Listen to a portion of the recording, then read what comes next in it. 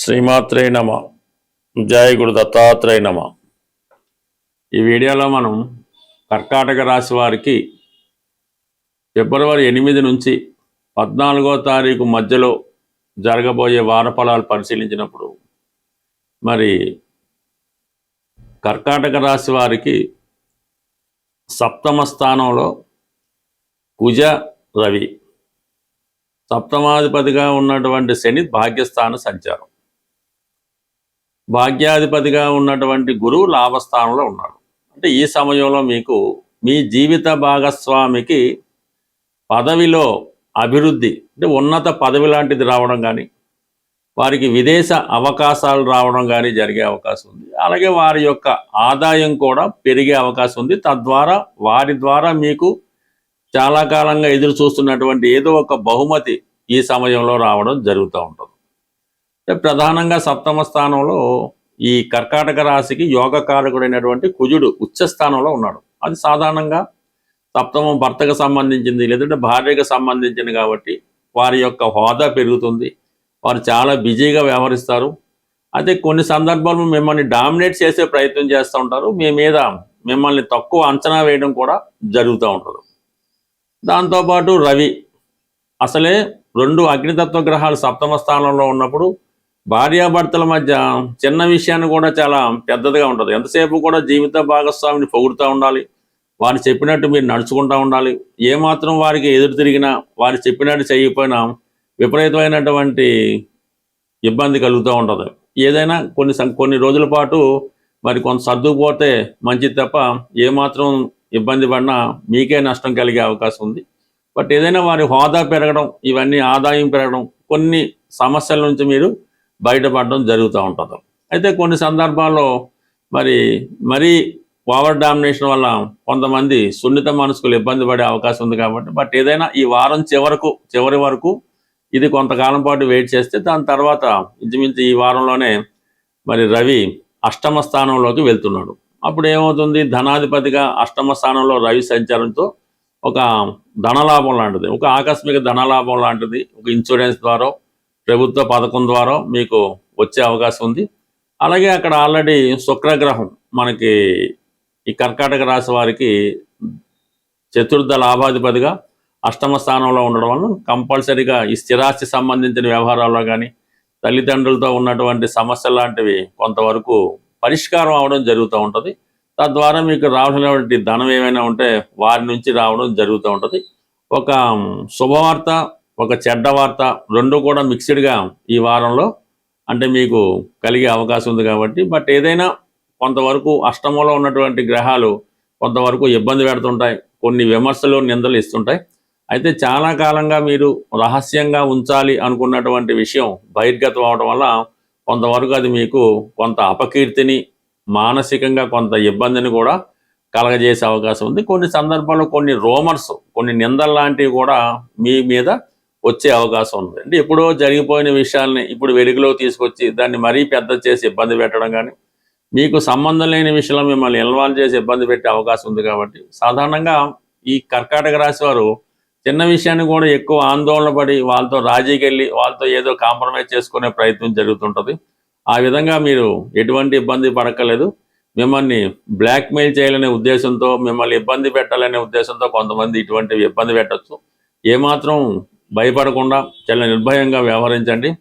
ఎటువంటి స్కాములు ఎటువంటి వచ్చినా కూడా కంప్లీట్గా మీరు న్యాయస్థానాన్ని, పోలీస్ డిపార్ట్మెంట్ వాళ్ళని ఆశ్రయించాలి తప్ప భయపడి మీకు మీరుగా రాజీ పడితే చాలా వరకు అది ఈ రోజుతో తేలే వ్యవహారం కాదు.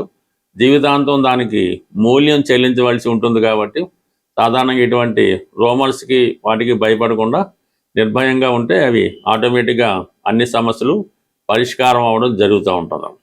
అయితే ఈ సమయంలో మీరు ఏదైనా ఆగిపోయినటువంటి ఉద్యోగం కానీ, లేదంటే చదువు కానీ తిరిగి పునఃప్రారంభించవచ్చు. ఏదైనా కొంతకాలం వ్యాపారం చేసి ఆగిపోతూ ఉంటారు, దాన్ని మళ్ళీ తిరిగి మొదలెట్టచ్చు.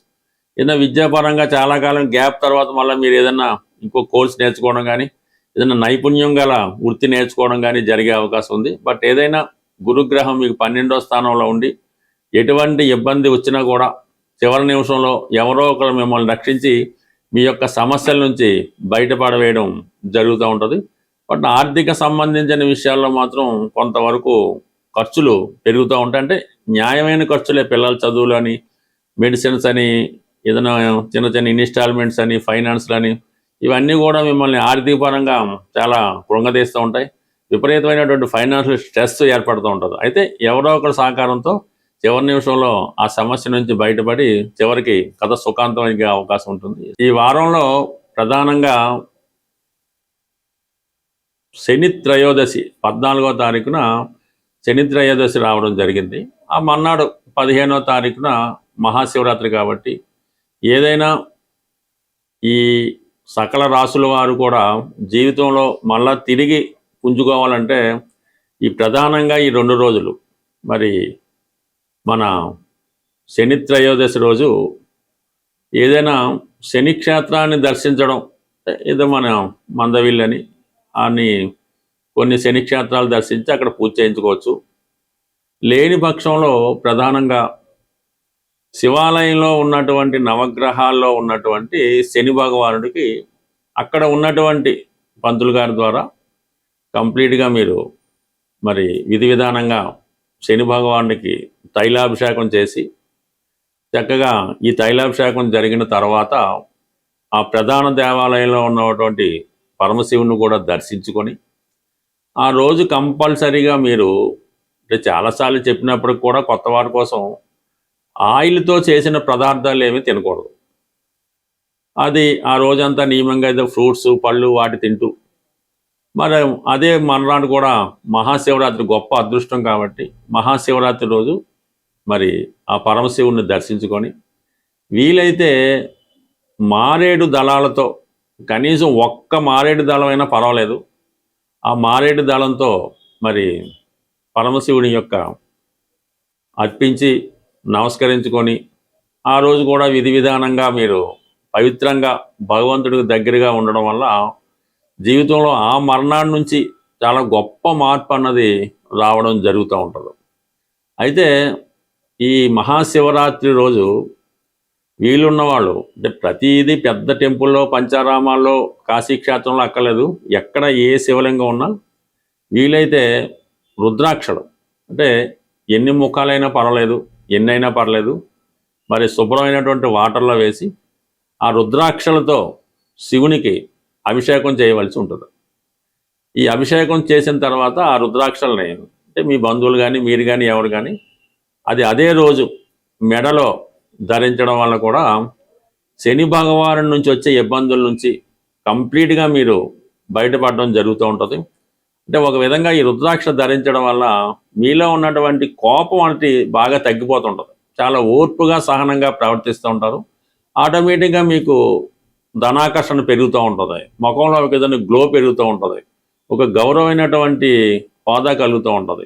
దీంతోపాటు మీరు ధరించగలిగితే విభూతి ధారణ వల్ల విభూతి ధారణ కూడా అలవాటుగా చేసుకొని ప్రతిరోజు ధరించడం వల్ల జీవితంలో కంప్లీట్గా చేంజ్ అన్నది రావడం జరుగుతూ ఉంటుంది. అది ఒకసారి మీరు ప్రయత్నం చేయండి, ఎంతో కొంత మీ జీవితంలో మార్పు అన్నది రావడం జరుగుతుంటుంది. అంటే దీనికి ప్రత్యేకంగా ఏలినాడు శని జరుగుతుంది, అష్టమ శని జరుగుతుంది కాబట్టి వాళ్ళే చేయలేని రూల్ ఏం లేదు, ఎవరన్నా చేయొచ్చు, ఎవరు చేసినా కూడా ఫలితం రావడం జరుగుతూ ఉంటుంది.